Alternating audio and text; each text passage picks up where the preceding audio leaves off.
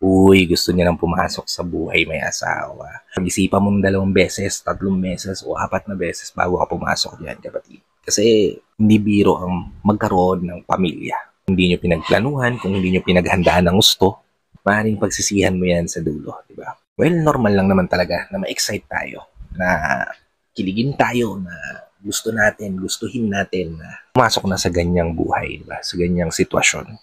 Kasi ayaw na natin mawala sa atin yung taong mahal natin, di ba? Ayaw na natin iwan pa nila tayo, di ba? Gusto na natin silang makasama hanggang dulo. Gusto na natin silang makasama at mabigkis sa atin. Di ba? Yung tipong hindi na sila makakawala sa atin. Kaya mas mamabutihin na lang natin na pumasok na lang sa buhay magka-live-in o buhay mag-asawa. Gagawa ng baby kasi akala natin yun yung magpapastay sa kanila. Dahil doon ka nagkakamali, di ba? Sa panahon ngayon, dapat 2 beses mong iisipin yung bagay bago mo gagawin.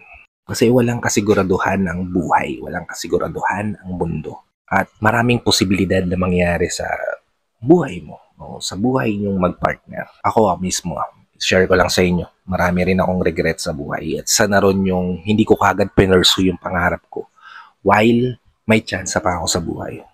Late ko na tinapos yung pag-aaral ko at pinagsisihan ko yun ng gusto. Kasi sana early on pa lang, nabigay ko na yung buhay na maganda para sa pamilya ko. At hindi ngayon na tumatanda na ako. Kaya ikaw, kapatid, kung nasa sitwasyon ka na gusto mo nang pumasok sa buhay may asawa, pag-isipan mo ng gusto. Kasi gusto kong maintindihan mo na hindi ganoon kadali ang buhay na gusto mong pasukin. Gusto ko ma-achieve mo muna lahat ng pangarap na dapat mong i-achieve. Maging better version ka muna ng sarili mo.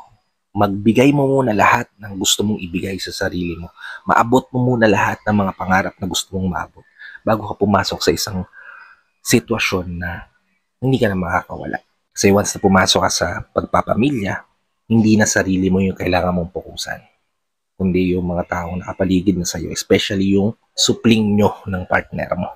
Kaya ngayon na may chance ka pa na ayusin yung buhay mo, ngayon na may mga tao pang sumusuporta sa'yo, ngayon na may mga tao pa na nagpaparamdam sa'yo na kailangan mong maabot yung mga pangarap mo muna, gawin mo habang may chance pa.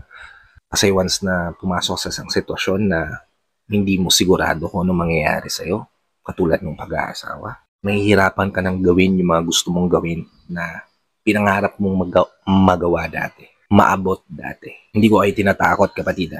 Pinapaalalahanan ko lang kayo na hindi ganun kadali ang buhay may asawa. Hindi ganun kadali ang magpamilya. Kaya habang may chance ka pa na magawa lahat ng gusto mong gawin, umiikot sa buong mundo habang single ka.